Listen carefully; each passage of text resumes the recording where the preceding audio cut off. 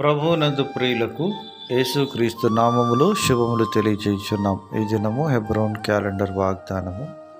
ముదిమి వచ్చే వరకు నిన్ను ఎత్తుకొని వాడును నేనే.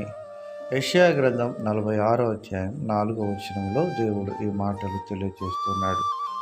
ప్రియమైనటువంటి దైవజనమా, మానవ యొక్క జీవితంలో బాల్యము, యవన దశ, వృద్ధాప్యం అనేటువంటిది దేవుడు అనుమతించినటువంటి పరిస్థితులు.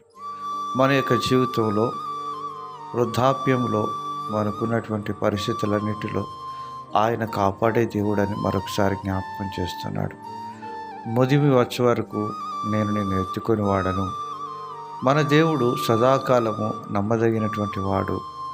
ఆయన యుగ సమాప్తి వరకు మనకు తోడుగా ఉంటానని వాగ్దానం చేస్తూ వచ్చినాడు. ఆయన నిన్ను విడువను, ఎన్నడూ ఎడబాయనని అభయమిస్తూ వచ్చిన దేవుడు.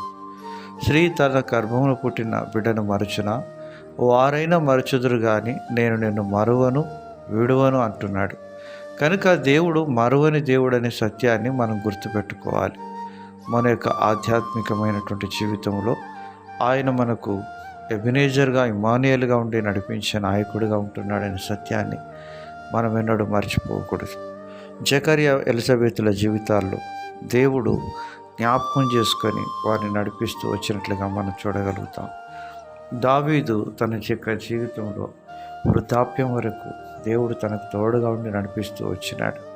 ఈ విధంగా దేవుడు యెహోషువ జీవితంలో, మోషే జీవితంలో, అబ్రహాము జీవితంలో, అనేక మంది భక్తుల జీవితాల్లో వారిని దేవుడు విశ్వాసముందు ఎత్తుకొని నడిపించినట్లుగా మనం చూడగలుగుతున్నాం. ప్రియమైనటువంటి దేవుని ప్రజలారా, ఎత్తుకొనుట అనేటువంటి దానిలో ప్రేమ అనేటువంటిది ఇమిడీకృతమై ఉన్నది. యేసుక్రీస్తు ప్రభువారు మన పాపముల కొరకే ఆయన సిలువనెత్తుకొని గొల్గొతా కొండపై క్రయమును చెల్లించాడు. అంత మాత్రమే కాదు, ఆయన మనల్ని ఎత్తుకొనుటలో తన ప్రేమను మన పట్ల వెల్లడిపరుస్తూ ఉంటున్నాడు. ప్రియమైనటువంటి దేవుని ప్రజలారా, ఈ లోకమంతా నిన్ను తృణీకరిస్తున్నా కానీ నిన్ను త్రోసివేయని దేవుడు, ఎడబాయని దేవుడు యేసు ప్రభు అని గుర్తుపెట్టుకో.